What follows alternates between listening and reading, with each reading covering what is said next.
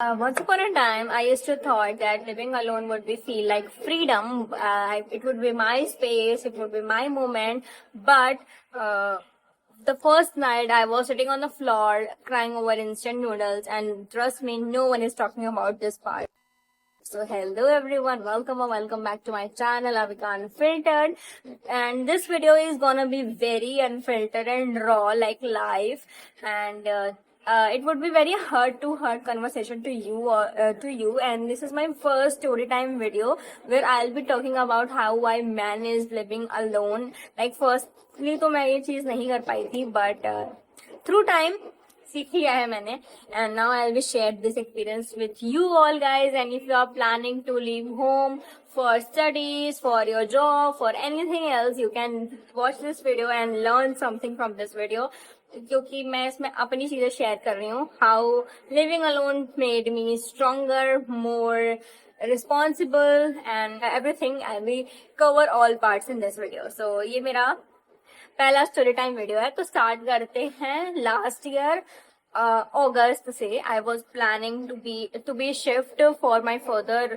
Studies, because मेरे 12th खत्म हो चुके थे एंड कॉलेज के लिए मुझे अपने सिटी में नहीं पढ़ना था. It was my desire to study somewhere else, somewhere far. मुझे था कि मैं अकेले रहूंगी तो मैं बहुत रिस्पॉन्सिबल बन जाऊंगी, मैं सब चीजें खुद करूंगी एंड सब कुछ बहुत ईजी हो जाएगा मेरे लिए, क्योंकि I would be stand on my own foot. तो मुझे लगा था कि यार चीजें बहुत सही हो जाएंगी. तो I left my home, I think सितंबर में मैं यहाँ पे शिफ्ट हुई हूँ. एंड जब मैं शिफ्ट हुई यहाँ पे तो the first day was very very emotional, because जब हम लोग यहाँ पे आ भी रहे थे कार में, मम्मी ऐसे रोने लग गई थी. I don't know why but she was crying. और मतलब ऐसा हो रहा था कि यार अब मैं हमेशा वहां नहीं रहूंगी. ओ माय गॉड,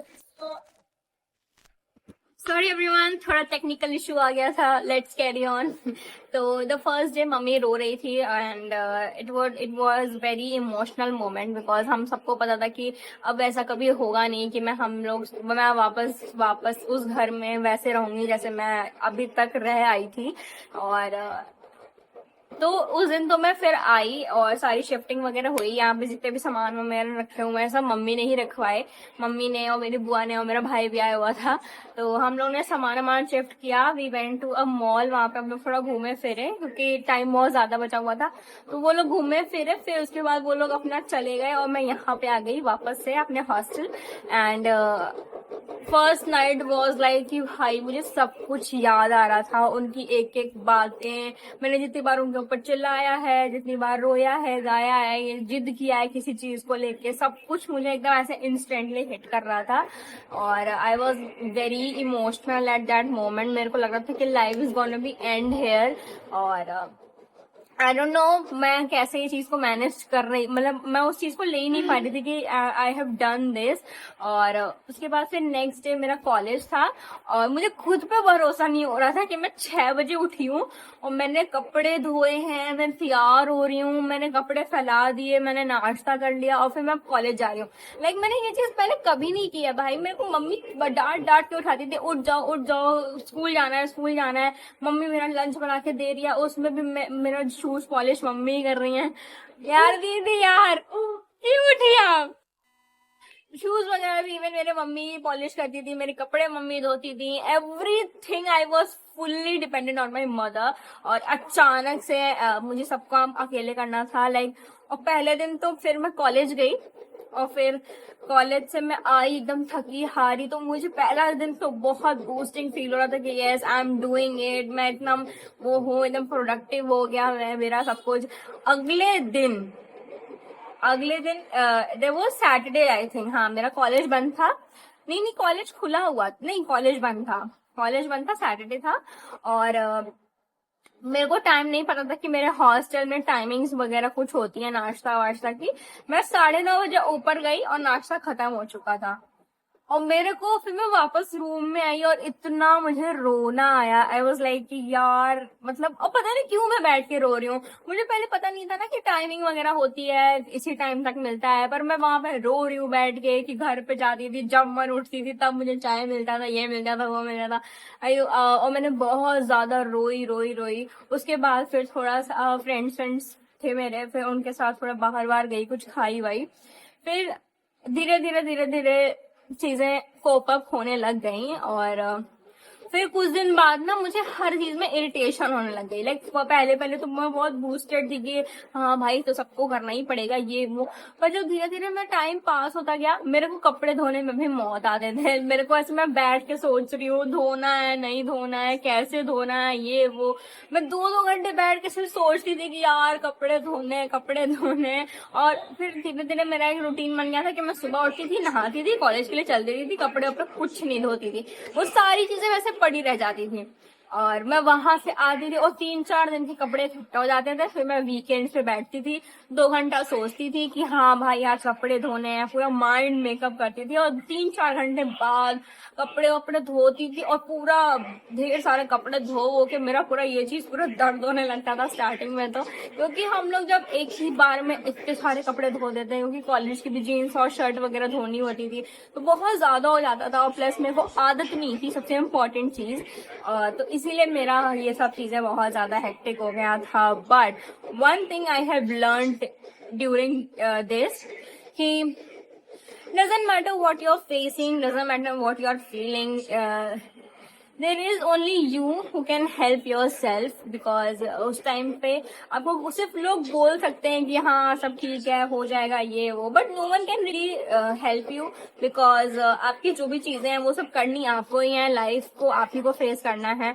और ये चीज को हमेशा दिमाग में रखना कि whenever you will fall down, जो ऊपर से हाथ आता है ना आपको ऊपर उठाने के लिए, वो सिर्फ आपका हो सकता है या फिर आपके पेरेंट्स का हो सकता है, no one else can do that. और वो चीजें मुझे बहुत समझ में आई जब मैं घर से दूर आ गई। तो सबसे इम्पोर्टेंट चीज पता है मुझे क्या थी? सबसे इम्पोर्टेंट चीज ये थी कि मेरे 12th खत्म हो गए थे मार्च में, और सितंबर तक में मैंने कुछ नहीं किया है भाई, मैंने सिर्फ सोया है, खाया है, मोबाइल चलाया है। और मैं जितना भी काम वगैरह करती भी थी वो भी मेरे शरीर में एकदम जंग लग चुका था, मतलब एकदम मैं नल्ली बन चुकी थी। और अचानक से देयर इज अ डे जहाँ मुझे सब कुछ अकेले करना है, तो वो चीज मेरे लिए थोड़ा टफ हो गया था। पर नाउ मैं सारी चीजें मैनेज कर रही हूँ। It has been 7 months, 7 or 8 months, नहीं नॉट 7 months, आई थिंक सितंबर से, अभी अप्रैल चल रहा है, सितंबर अक्टूबर नवंबर दिसंबर जनवरी फरवरी मार्च अप्रैल, 8 months हो चुके हैं। और अभी चीजें बहुत सही सुधर गई हैं, अभी बहुत चीजें अच्छी हो गई हैं। I manage how to do all things, have become easier for me now. पहले तो ऐसा नहीं था, पहले तो मुझे नाश्ता नहीं मिलता तो मैं रोने लग जाती थी कि यार भैया लोग नाश्ता भी नहीं दिए ये वो, और चीजें और खराब हो जाती थी व्हेन मेरा इमोशनली कोई चीज में ब्रेक डाउन हुआ रहता था, या फिर इमोशनली मैं किसी चीज में इंगेज होती थी तो चीजें और उसमें खराब हो जाती थी।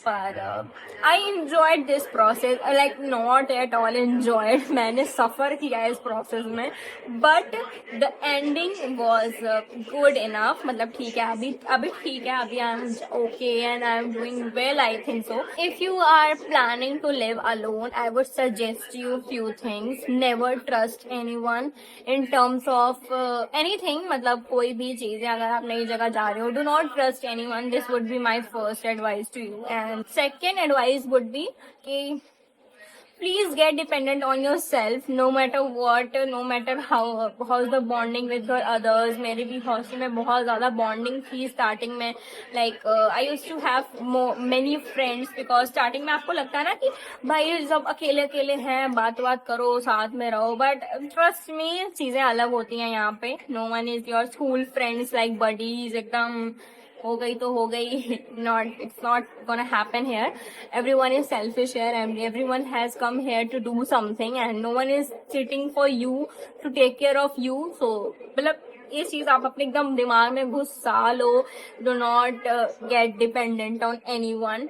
The last advice I would be give you is do not give up, because अगर चीजें खराब होती हैं, I know कुछ मोमेंट लाइफ में ऐसे आ जाते हैं जहाँ पे आपको लगता है कि सब कुछ खत्म हो गया, कुछ भी हो सकता है जो आपको लग सकता है कि यार अब कुछ सही नहीं हो सकता। लाइक मेरे यहाँ से आने के पहले भी चीजें बहुत मेरे साथ खराब थी, मेरा 12th तो पूरा ही खराब था और 12th के मेरे रिजल्ट भी बहुत अच्छे नहीं आए थे, but now see me, I am growing, I am happy and I am very happy, I would say very like proud of myself that I'm doing things productively. I'm going to become a very great person after this 3 years. This is it for my story.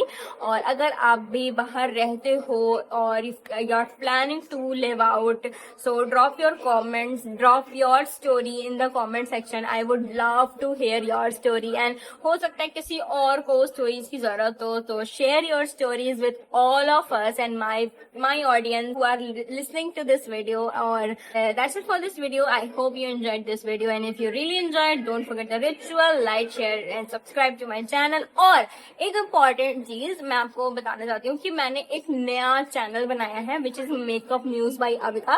वो मैं description में उसका link दे दूंगी, उसको भी जरूर follow कर लेना, बिकॉज वो मैंने बहुत सोच समझ के बनाया है, where I will be sharing makeup videos with you all. और मैं बहुत सारे लुक्स वगैरह क्रिएट करूंगी जो कि बहुत इंटरेस्टिंग होगा. आप जानते ही हो, मतलब मैं ऑर्डिनरी वैसा लुक्स नहीं क्रिएट करूंगी जो ऐसे कि नॉर्मल लुक्स नहीं करूंगी. I don't wanted to become a MUA और makeup artist at all. I am just have that channel for fun, जिसमें मैं अलग अलग टाइप के मेकअप वीडियोस बनाऊंगी और फेस पेंटिंग करूंगी and all many stuff. Please please please subscribe that channel and give your support to that channel.